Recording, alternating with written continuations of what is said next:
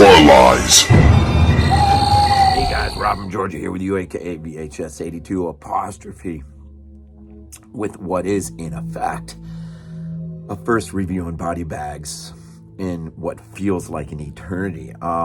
When August hits, of course, it's so busy for me. So way back in the summer, I got so far out ahead, I almost forgot what it's like to even do a bodies bag review, if that's even possible. But I am your Wednesday reviewer here, and this is about the freshest review that you have had in a while. We're here current Sunday, as this drops on Wednesday, so week 569. A film from 1978, of course, Magic, directed by Richard Attenborough, written by William Goldman, and composition Jerry Goldsmith, cinematographer Victor Kemper. All these names need to be mentioned. But first, let me just say this. Kind of weird that I am reviewing Magic. This is a Dark Skies release. Picked this up in the wild over the summer, I think, for easily, I still think I got it in here. Actually, this was $5. This was on the higher end of one of the places I love to go. Well worth every single dollar. Now, there's a little history with this movie and me, but let me just give the rundown real quick. Magic, if you've never seen Magic, and this is one of those 1978 film, which you may be somewhat familiar with the dummy there, Tats as he is, and the guy Anthony Hopkins plays Corky. He is a magician of sorts, trickster of sorts, just trying to make a living. And when we first meet him, he has a disastrous performance on stage, absolutely disastrous. But his mentor, Merlin, as he is trying to just put the wool over him, Merlin knows better. And Merlin is, you get the sense he's on his deathbed. He's dealing with some sort of sickness. I don't think they ever really convey what it is. Jason might actually be able to elaborate more in the comments below, because the only one to ever review this on body bags was Jason, who of course has not been with us for a little bit now. Horrific Nightmares, Jason at Horrific Nightmares. And so I kind of feel weird because, Jason, relatively speaking, was just with us. And but when I picked this up in the wild, I thought, this movie goes back to when I was a kid. I was born in 1970, so by the time this movie comes out, I'm really starting to become aware of film. And this is one that, when I saw it at an early age, scared the living crap out of me. I think I saw it from more of a supernaturalistic view than more of a psychological. I mean, I was only like 9 or 10 probably when I saw it, right? So, you meet Corky, played by Anthony Hopkins, the great Anthony Hopkins. And his disastrous performance, you skip about a year ahead. Well, things have changed in a year. In fact, with his disastrous performance, there's a point where he begins to just shout at the crowd. And you kind of get the sense that you're not sure how much is real and how much he's imagining. But you're sort of led on to believe that however it went down exactly, this did not go well. But a year later, he's on the top of his game. Well, something has changed. And so the next time we meet him, it's with the help of Burgess Meredith, who plays his agent, who has invited a network guy hoping to pick up a contract for Corky and Fats. Of course, the network guy has no idea what he's into. He once he starts watching Corky, he just thinks he's a magician of sorts, card trickster, whatever. That is until the ventriloquism comes in. Now he is with the help of Merlin, who says, "You need a gimmick, son. You need a gimmick." Well, Fats becomes the gimmick. And unfortunately, it's more than that. You kind of get this sense from there on out is a nice bit of tension between the psychological and the supernatural. Is there any supernaturalism going on at all? It's played off fairly well in moments of tension. So unfortunately, I'll just take a step or two further in. When dealing with the opportunity of getting a contract on a major network, Corky is faced with the idea that he has got to get a medical exam. This is just part of corporate policy. Well, he doesn't want to. He's worried that something may come to surface as part of a medical exam that will undermine everything he has built up to that point. And you kind of got the sense that it has a lot to do with what is up here. And so at that point, he basically tells his agent to take a hike. He's not doing the exam, and he runs off to the Catskills to basically just hide away for a bit. In that point, he's reunited with a high school sweetheart, Peggy, and ultimately her, can we say estranged husband? He's sort of in the picture, not in the picture, Ed Lauter.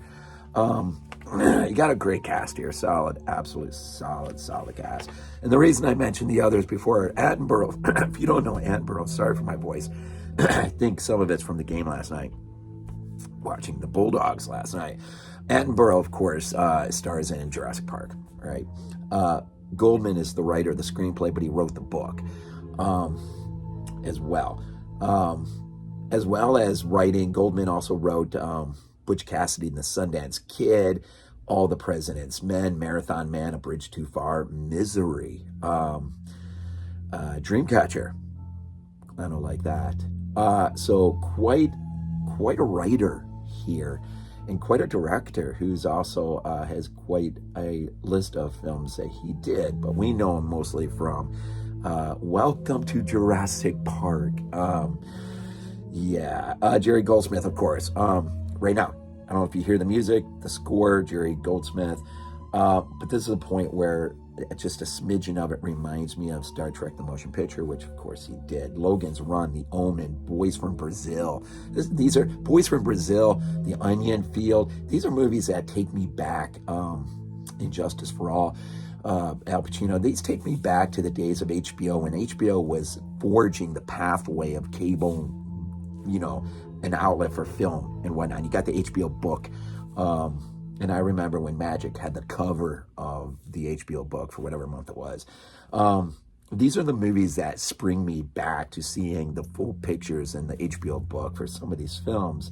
Of course, he did Alien and Outland, Poltergeist, Psycho 2, and the list goes on and on and on. The cinematographer Kemper, Eyes of Laura Mars, The Original Vacation, Injustice for All. You kind of see a connection here, right? Audrey Rose. Oh, and one of the greatest hockey movies ever, Slapshot. All right. It's a 20th Century Fox film. So the point there being, you've got a wealth of talent there together, creating in the late 70s quite a piece of tension, which I'm sure in 78, you probably, first watching this film, really didn't know if Tats was sort of possessed, maybe. And they sort of leave the end a little bit up in the air, and to sort of take you back. Well, once you sort of think, okay, well, this is all Corky. What do we call that? Dissociative identity disorder, right, is probably what's going on here.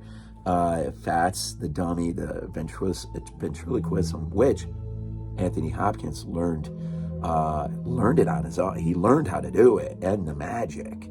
And you can see his vocal cords go. I mean, he's doing it, which is fantastic.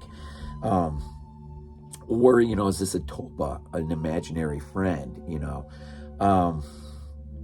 the book, the original book by Goldman, it's a disembodied voice, which is emanating from the dummy or from somewhere. But interesting, when you look up the word ventriloquism in Webster's 1828, it's kind of a creepy definition.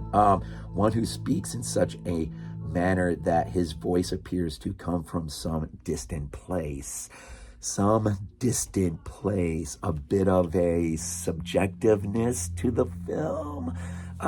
You're led to believe much of it is psychological. There's something going on there. You know, at times you don't know who has the upper hand. Is it Tats? Is it Corky? Who has control of whom? There's a great scene where when Burgess Meredith, the Agent Green, is there, he finds Corky where he's been hiding out in the Catskills, and he stumbles in the door just in the midst of Tats and Corky, of course, Anthony Hopkins, in the midst of a shouting match which really sort of causes him to step back and go, this is why you don't want to do a medical exam. You got some loose things going up there. But to his credit, he tries to help him.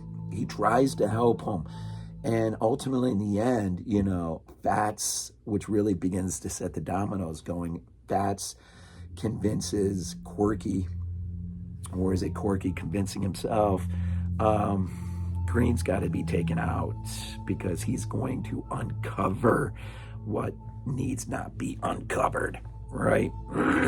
and so I won't get too into it, but that scene between Corky and Green when he chases after him out in the woods, man, he's going on his way to the car. That whole scene, man, is really pretty disturbing because it's sort of two components to it. It's when you initially think the scene has come to its conclusion, a little bit later on as he's trying to clean up the mess, so to speak, you find out that someone is not quite dead yet, which leads to another incredible moment, which is just really just disturbing. Attenborough really knew. I think he really sort of caught lightning in a bottle between the script given to him and what they were able to dream up here. And Anthony Hopkins just does an incredible job. And this, of course, once the dominoes begin to fall, then you're quickly moving towards a conclusion that is not good, but is one that is somewhat open-ended in a way. Let's just say Peggy acts in a manner that is a bit suggestive in terms of are we dealing with possession of Tats?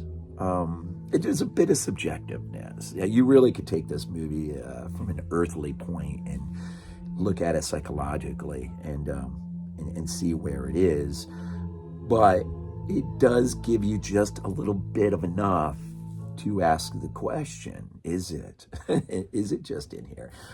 So, you know, that's brilliant when you can pull that off, right? But here's something really cool. So Attenborough and Goldman actually wanted Gene Wilder in the role.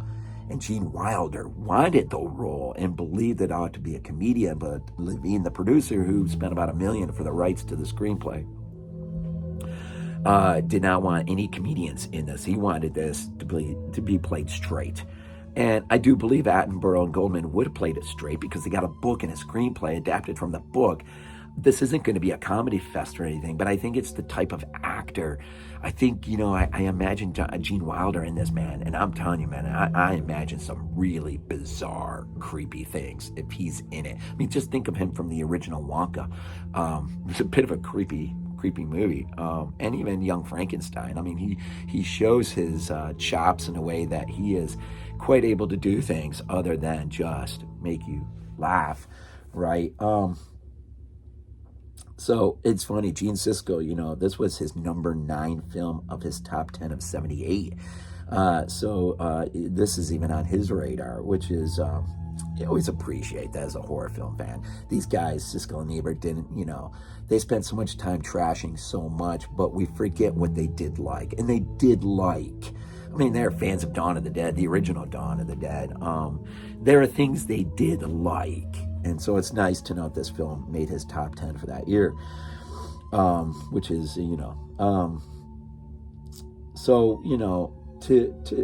so, to say that, I have to say the cast. So a little bit here, Ed Lauter, who is also, of course, in Cujo, King Kong from '76. Lillian Randolph plays a small little scene as Sadie. I think she's a receptionist of sorts. She was, of course, Annie in It's a Wonderful Life. Just a brilliant woman to watch on screen. She's just so much life and so much energy and just lights things up. Of course, Burgess Meredith, we know him, right, as Ben Green from Clash of the Titans, the original. Rocky, of course, as Mickey.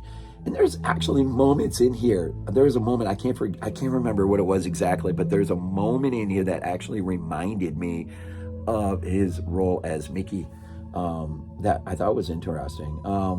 Peggy was in Tommy. You remember that film, The Who? Which is interesting. Ann-Margret, of course, plays Peggy. And so, I guess that's about it. It's if you've never seen Magic, I've probably given a lot away, and for my apologies, you could have bailed. But it is an older film, and it's a film that even if you know exactly what you're sort of getting into, but you've never seen it before, it's really fun to just sit there, and just watch it unfold and wonder and ask yourself, are we working, from ground level here, or is there something supernatural afoot? Now, as far as I remember, you really don't get anything as far as how does he find fats? Where does fats come from? All of that is sort of like a mystery. Now, I don't know if it's explained in the book, it may be, but in the movie, there's nothing really much there to be explained. And maybe that works best for the film. And that does also lead to possibilities of something else going on, something a little bit more, we'll say, in a beyond type of way, if you get my meaning. So anyways, thank you, Jason, for originally reviewing this for Body Bags, not so quite distant back in the past, and for that being an opportunity for me to look at. And I know I get it why it's one of your favorite movies, man. Is it your favorite? This movie, man, it is so much fun to see Anthony Hopkins at a young point doing something like this. Just great stuff, man. It is a bit of a slow burn, but that should be embraced. And you need to have fun with it if you've never seen it. So, so my first review back, since I got so far ahead of myself, it actually feels good to get back into it. And I wasn't sure how I would feel exactly, but so anyways, at week 569, get ready for theme week. I do believe is coming up here as we hit the end of the month. As always, man, we appreciate all your support and what you guys bring in terms of views and comments and likes and all of that. Body Bags wouldn't be what it is without y'all, so we much appreciate it. And by the way, we just did another show, dropped it. I do believe I dropped it down there. I'll try to remember to take a look to make sure I did that. But talking physical media, and that actually ended up being a really fun show. As always, we end these things off with Go Bills. This is not a dream. Not a dream. We might be useful to